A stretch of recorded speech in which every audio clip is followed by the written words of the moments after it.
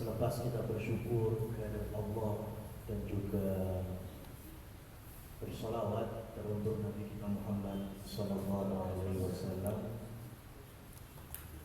pagi ini kita bersama-sama akan kembali menguatkan tauhid kita, kekokohan iman kita, karena selamatnya dunia dan akhirat kita modal besarnya yaitu iman dan Islam.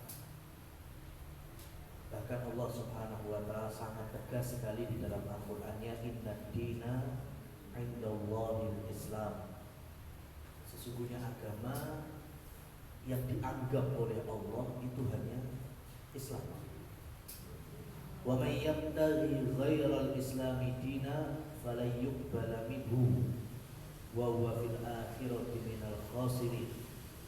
Dan siapa saja yang mencari keyakinan, kepercayaan agama selain daripada Islam, maka Allah akan tolak itu semuanya, dan di akhirat pasti menjadi orang-orang yang merugi, yaitu ahli neraka. Dan teman-teman tahu,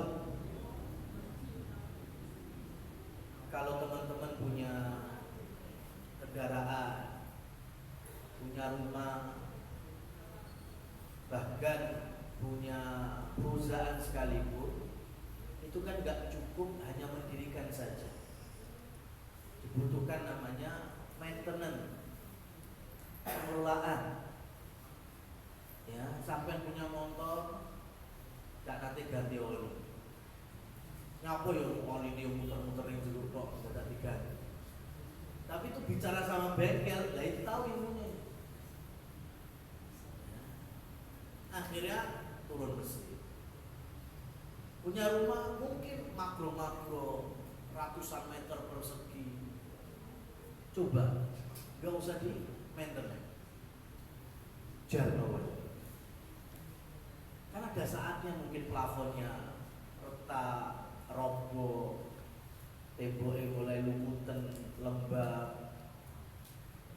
Jadi pasti ada tempo berapa waktu sekali kita maintenance. Dan sekarang kalau kita ini mengaku dari lahir sudah muslim, cukup, dan tidak mengelola keyakinan itu, tidak ada maintenance, tidak ada evaluasi, tidak ada macam-macam, maka yang ada rumah tadi ya roboh, motor tadi ya bisa turun mesin, begitu juga keyakinan kita bisa luntur.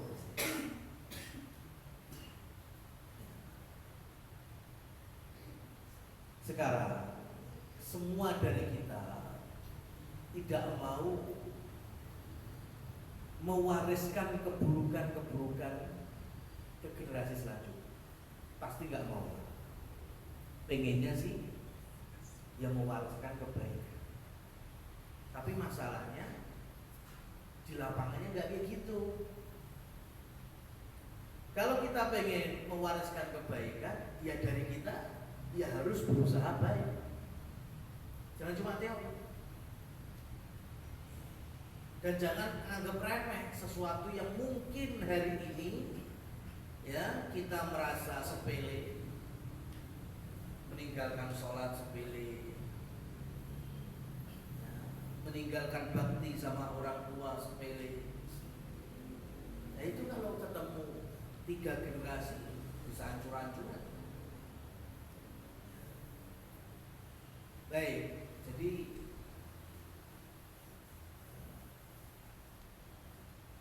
saya bacakan dulu satu ayat ya.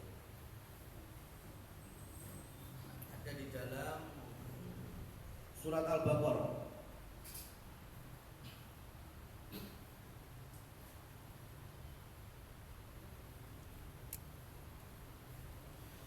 Jadi ketika Rasulullah Muhammad SAW diberikan berita langsung dari Allah karakter 2 makhluk yang Allah paling benci,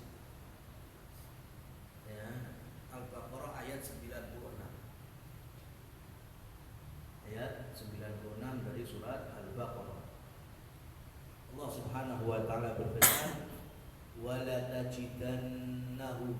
Jadi Allah pastikan itu, Muhammad, pasti kamu akan nemui.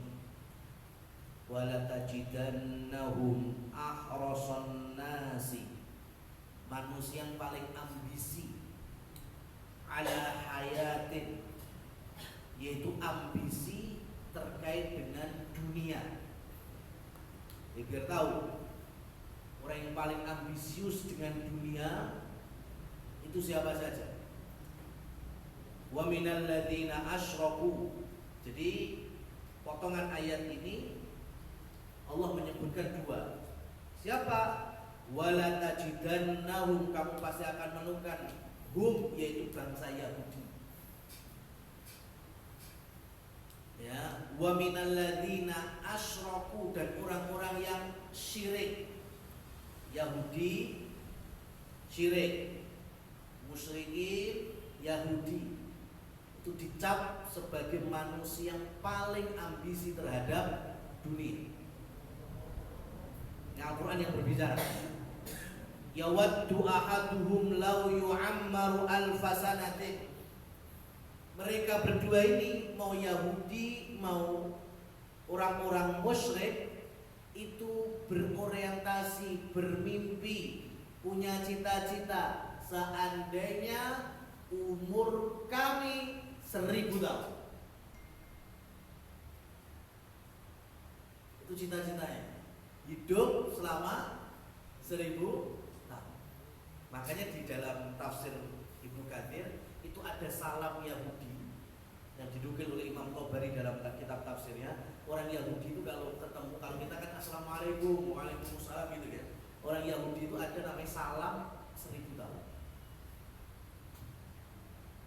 Itu tapi pakai bahasa Suryani, klasik ya, zih gimana gitu. Saya nggak tahu bacanya bener apa enggak, tapi di tafsir itu zih sin gitu. Nggak tahu bacanya. Itu salam 1000 tahun. Jadi orang Yahudi itu pengennya usianya masih, kalau bisa sampai 1000 tahun. Orang syirik sama apa enggak? Lah orang pengen punya ilmu kebal bukan jawab apa, Mas? Ya, orang pengen ilmu kebal, ya, pengasihan, ya, pasang susuk sana sini biar awet cantiknya. Itu pengen apa? Sama aja. Dan hari ini teman-teman yang dirahmati Allah Subhanahu wa taala, para ahli kesyirikan itu juga ngikuti tren. Ya, hati-hati. Jadi pertama saya ingin membawa kajian pagi hari ini masalah akidah karena saya mengalami dua peristiwa. Peristiwa yang pertama, beberapa waktu lalu ketika saya safar ke Jawa Timur, saya tahu saya lewati satu kota, di mana kotanya itu punya ikon. Kota itu banyak patung-patungnya biasanya di perempatan, ya kan? Cuma ada salah satu patung yang itu sebagai logo perusahaan, logo icon brand. Tapi cukup mengejutkan karena patung itu, karena saya safar ke Mesir, saya tahu itu patungnya itu patung ngisore dikai saja, kemudian dikalungi kembali. Patung brand ini ya, bukan kayak patung pahlawan, bukan brand. Ya. Kemudian ada, saya ngopi angkringan dekat situ, saya ngobrol-ngobrol, tanya-tanya, katanya bakul angkringan yang sudah cukup sok bilangnya, wih lagi-lagi hari-hari ini aja biar orang umur koyo. Ya, jadi itu baru newbie. Ya, saya mulai buka angkringan di sini, ya enggak ada. Itu baru aja. Nah, ini yang pertama, kasus yang pertama. Yang kedua ketika ronda ada temen yang main game tentang model kayak zodiak atau sio, ya, kemudian ya permainan beruntung apa enggak, dan itu kemudian membawa, wah jadi aku sioku ini loh, ini bahaya ini, sudah masuk ranah akidah dan semuanya ini berpenampilan muslim. Ya, jadi yang ingin kami sampaikan yang pertama, ya, kesyirikan pertama kali di muka bumi ini di zaman siapa? Masih ingat di zaman siapa? Nabi siapa? Nabi Nuh alaihissalam. Itu kesyirikan pertama kali dalam bentuk menyembah patung-patung orang soleh. Paham ya? Sekarang saya mau tanya, kira-kira bikin patungnya apa? Apa juga di zaman Nabi Nuh? Enggak. Bikin patungnya itu di zaman Nabi Nuh bin Lamak, ya, bin Mutawaslah, ya, bin Kholuh, bin Yam. Jadi menurut beberapa tafsir, manusia itu mulai bangun patung itu di zaman Yam. Berarti 4 generasi sebelum Nabi Nuh bin Lamak, dari bapak Nuh, bin Mutawaslah, simbai Nabi Nuh, bin Khonu, mbak buyute Nabi Nuh, bin Yam, canggai Nabi Nuh. Jadi orang-orang bangun patung, orang-orang yang dianggap soleh itu, ya, itu dari zaman Yam. Dan saat itu tidak ada yang berorientasi untuk menyembah, hanya sebatas kenang-kenangan, hanya sebatas aksesoris, ya. Tapi ternyata godaan rayuan iblis menjadi materi kesyirikan pertama di muka bumi ketika 4 generasi setelahnya, yaitu Nabi. Maka jangan remehkan dosa syirik itu, jangan diremehkan. Mungkin koyok-koyok ya kita aman, tapi siapa yang jamin anak cucu kita tetap aman?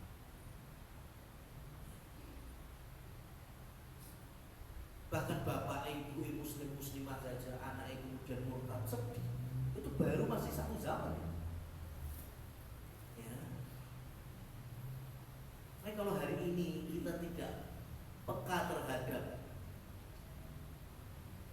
pengasuhan diniyah, pendidikan agama terhadap generasi setelah kita, adik-adik, anak-anak, cucu kita, ya, nggak ada yang bisa jawab. Nabi Nuh tidak pernah tahu kalau di zamannya itu baru muncul kesyirikan, sehingga Allah pilih menjadi Rasul pertama. Dan ia juga nggak punya kepikiran kalau ketemu cicit-cicitnya itu melakukan penyembahan terhadap patung yang di zamannya dibuat untuk kenang-kenangan. Makanya salah orang ketika kita meluruskan jangan bikin patung makhluk hidup, jangan bikin, ya, 3 dimensi makhluk hidup, ya, jangan menggambar makhluk hidup secara total. Karena memang agama kita itu sejarah bumi yang tidak bisa dipungkiri. Kesyirikan pertama berangkat dari apa? Patung yang hanya untuk kenang-kenangan.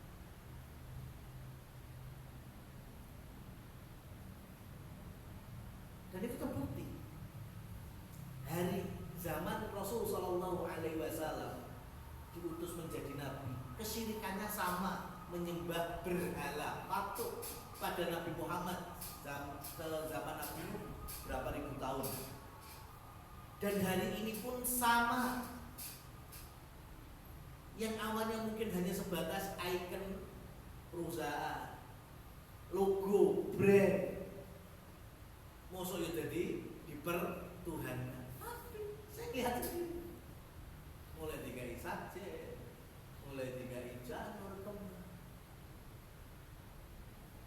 Jadi kesyirikan itu sampai kapanpun itu menjadi godaan terberat bagi orang beriman. Baik, teman-teman yang dirahmati Allah Subhanahu wa taala, itu yang kesyirikan jelas cetok-cetok, patungnya ada, perilakunya ada. Masalahnya ada yang halus. Contohnya yang tadi yang kedua. Kayak ada hadis sahih diriwayatkan oleh istri Nabi Hafsah, diriwayatkan oleh Abu Hurairah dan juga beberapa sahabat yang lain. Rasulullah Shallallahu Alaihi Wasallam bersabda, "Man ata kahinan aw arrafan fasa'alahu."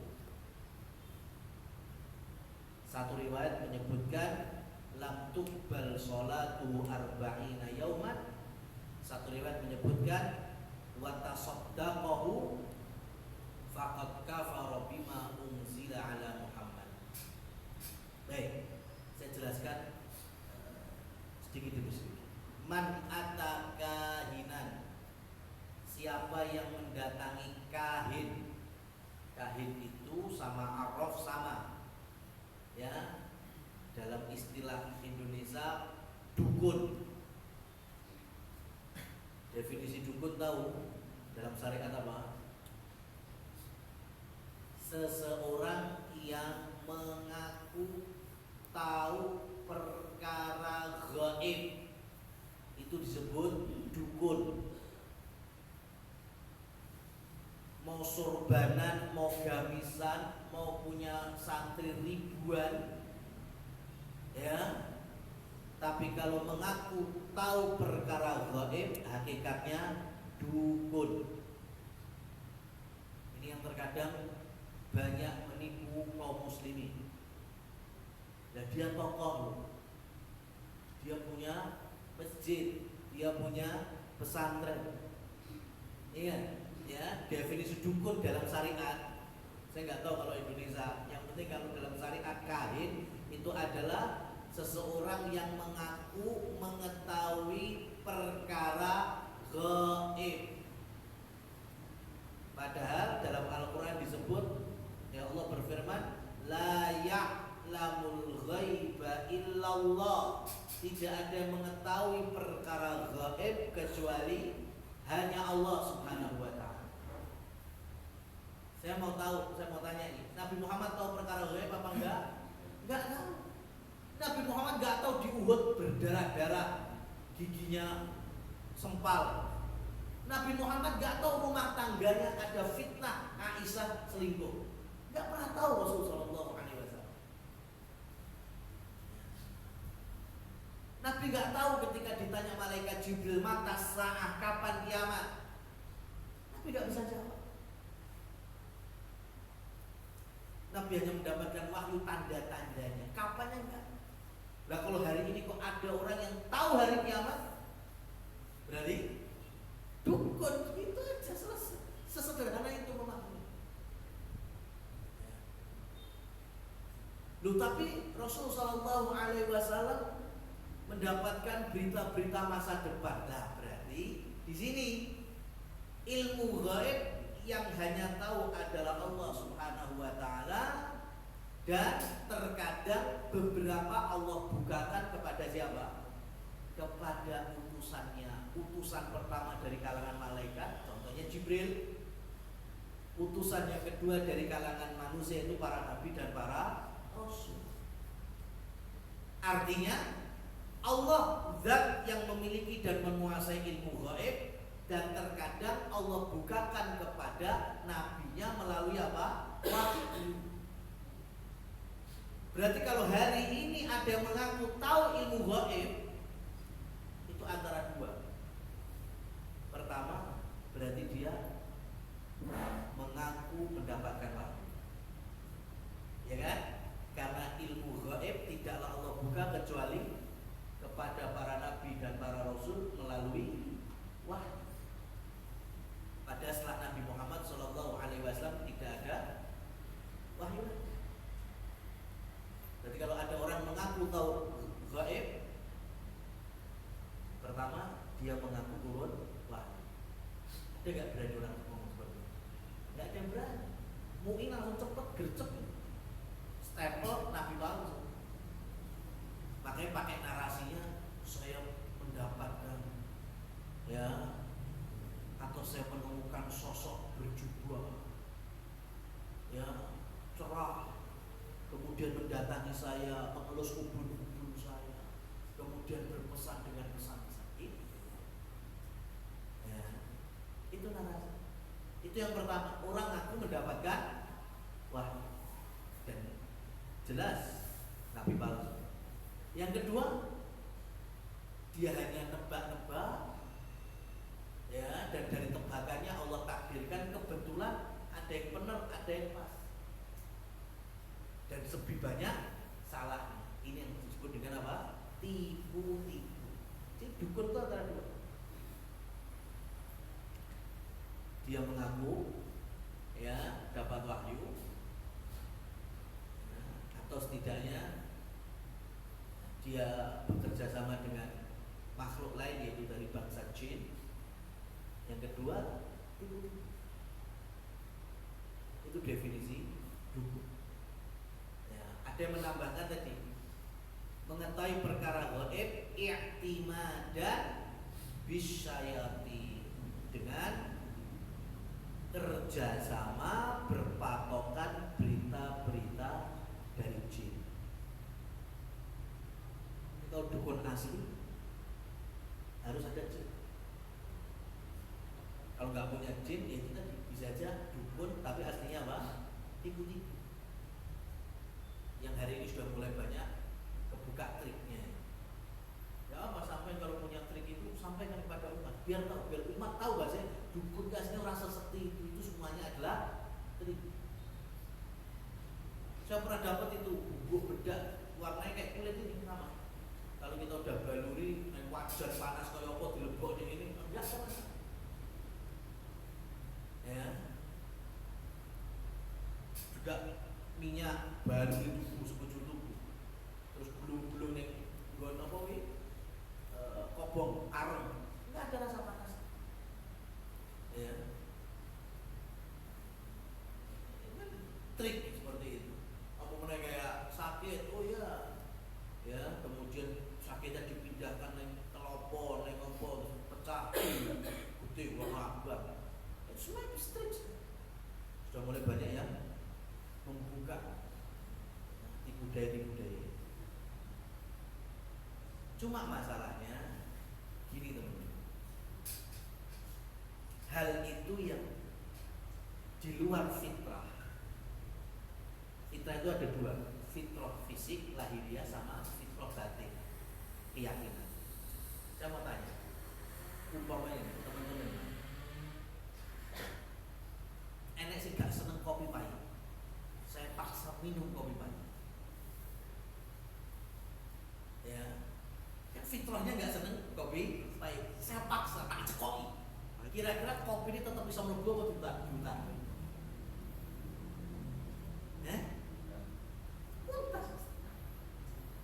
Sampai nggak seneng makan apa aja dah, dipaksa dicekoki, nggak bakal bisa masuk. Tubuh itu langsung menolak dengan apa? Memuntah. Jadi zahir kita itu kalau ada sesuatu yang secara naluri kita nggak setuju, itu kita bisa buang semampunya dan sekuat.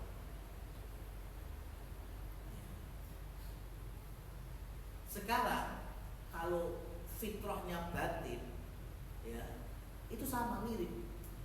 Cuma batin kita itu ada di dalam circle keyakinan.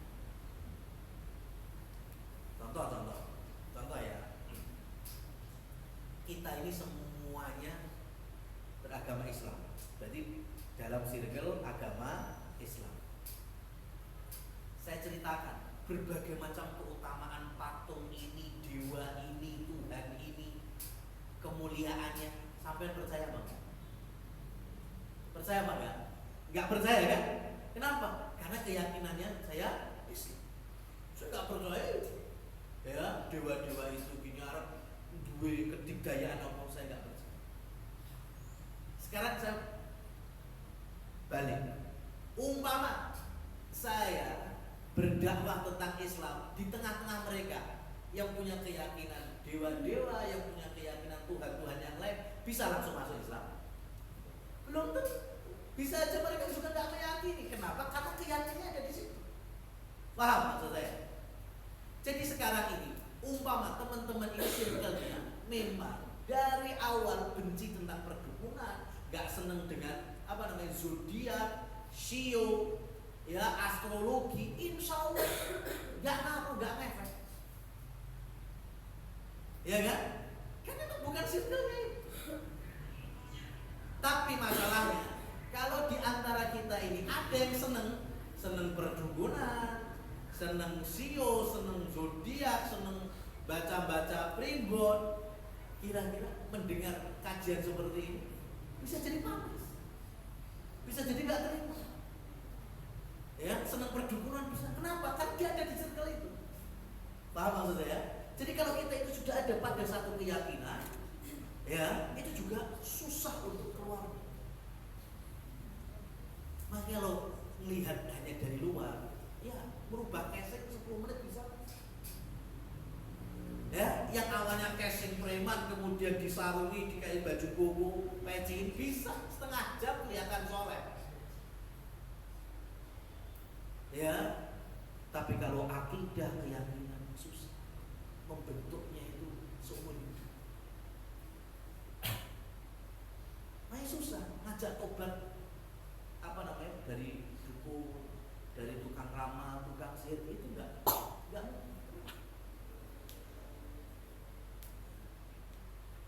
termasuk antum mungkin menjadi anak yang mungkin sudah mulai tidak meyakini tapoyun, ya, khurafat, tapi orang tua masih punya keyakinan itu. Berat kan? Satu sisi saya sudah gak meyakini, tapi orang tua masih ngomong. Berat teman. Karena ya, generasi dulu memang seperti itu. Sama, dalilnya sama. Zaman Nabi juga ketika dakwah, orang-orang musyrik Quraisy menyampaikan wajadna alaihi aba'ana, dulu kakek moyang kami melakukan ini. Ya, antum ada apa-apa kemudian ora kita ngopo gini tung biyen iki yo koyo ngono. Nah, gitu kan?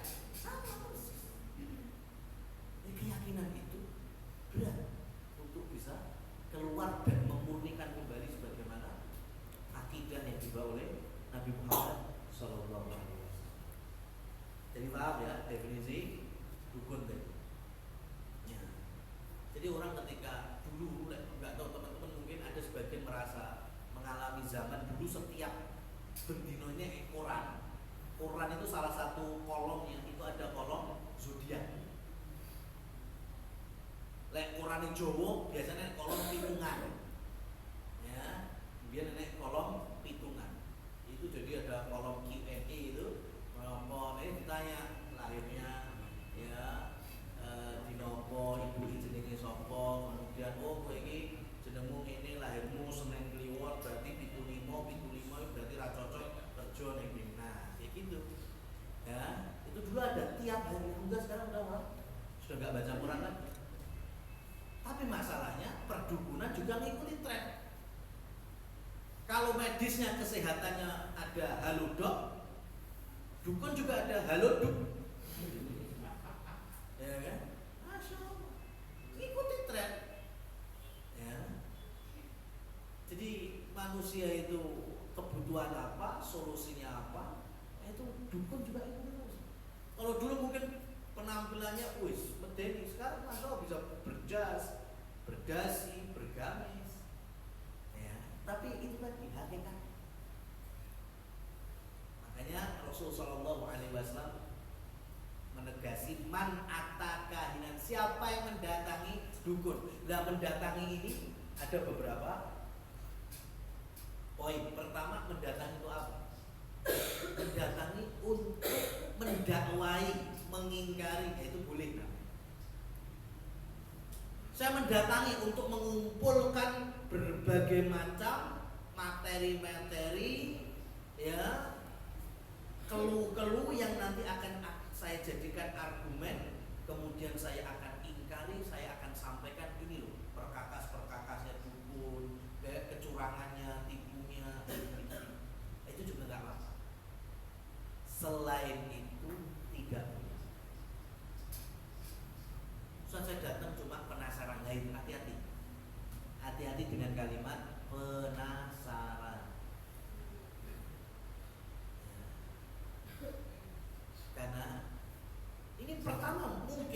buka web tentang zodiak, kalah.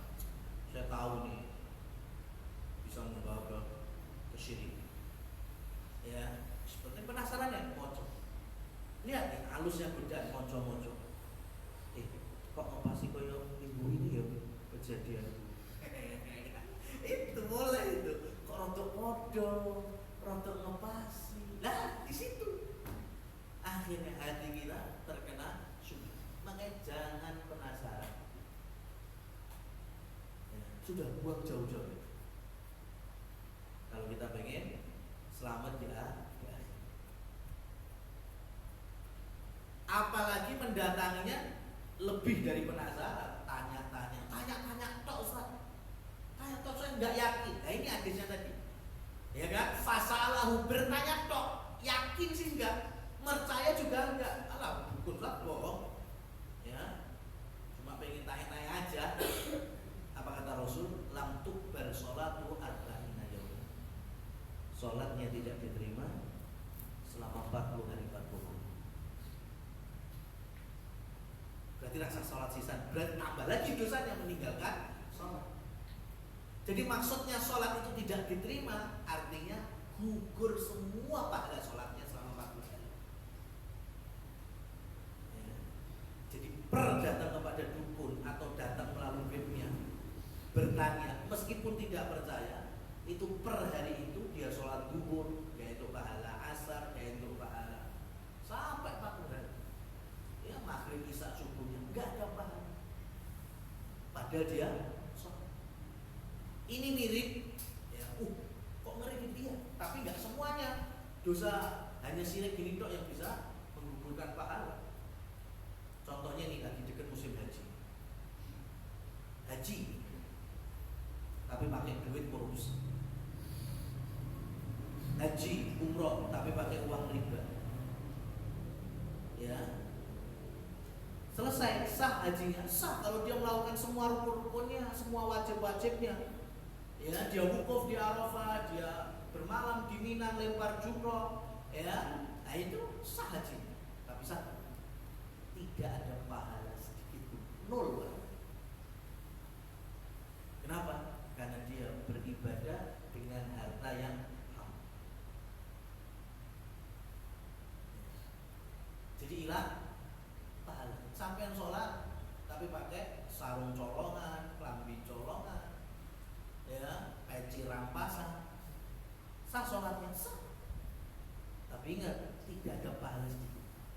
Sampai orang tadi tanya ke dukun, tanya ke peramal, tanya kepada orang pintar. Masalahnya di Indonesia lebih mudah membedakan pencuri, pencopet, koruptor, begal, itu lebih mudah dibandingkan ini orang pinter, paranormal, ya, kiai khos, dukun, ya, dukun putih, itu lebih susah. Ya, lebih susah, beda. Makanya kita kasih kaidah paling utamanya yaitu yang mengaku tahu hal gaib, apalagi ditambah ada kerjasama dengan bangsa jin. Dan ingat ya, ini saya kasih aslinya ya. Nih, nggak ada yang pertama nih, nggak ada istilah. Tapi dia sana, dia bisa melihat jin. Ini kalimat yang clear, nggak ada manusia bisa lihat jin. Ya, tidak ada. Lu Nabi Sulaiman, Nabi Muhammad tadi kan sudah kita bahas. Emang sebagian Allah bukakan untuk para nabi dan para rasulnya melalui wahyu. Ini kita bicara bukan nabi, bukan rasul. Ya, gak ada orang bisa melihat jin. Tapi beneran sahabat Khalid bin Walid menggal jin yang ada di patung Uzza. Abu Hurairah juga nangkep jin yang mencuri di Baitul Mal. Betul, itu riwayat betul. Tapi bukan menggunakan Khalid melihat jin Uzza, Abu Hurairah melihat jin pencuri Baitul Mal. Tetapi yang benar adalah jin menampakkan dirinya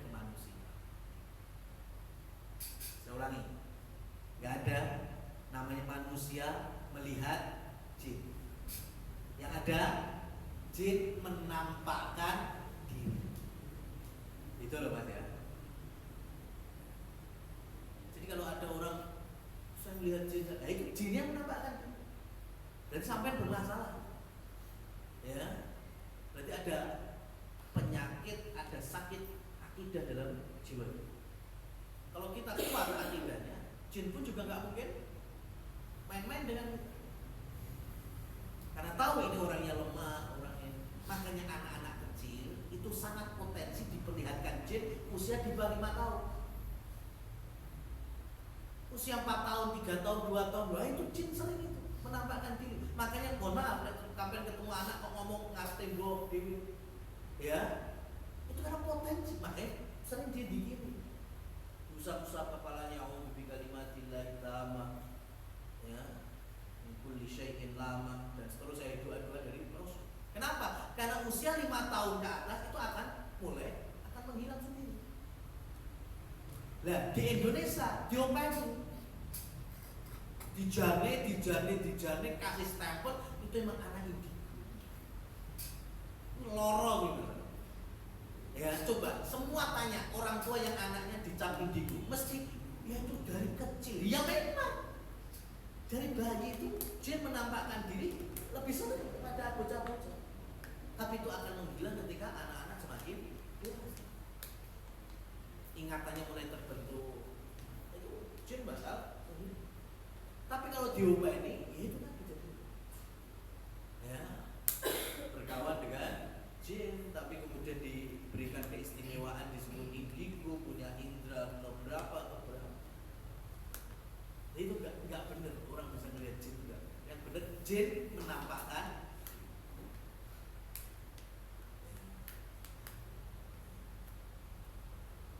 Kemudian juga ada mungkin sama kayak narasi-narasi yang mirip dengan itu.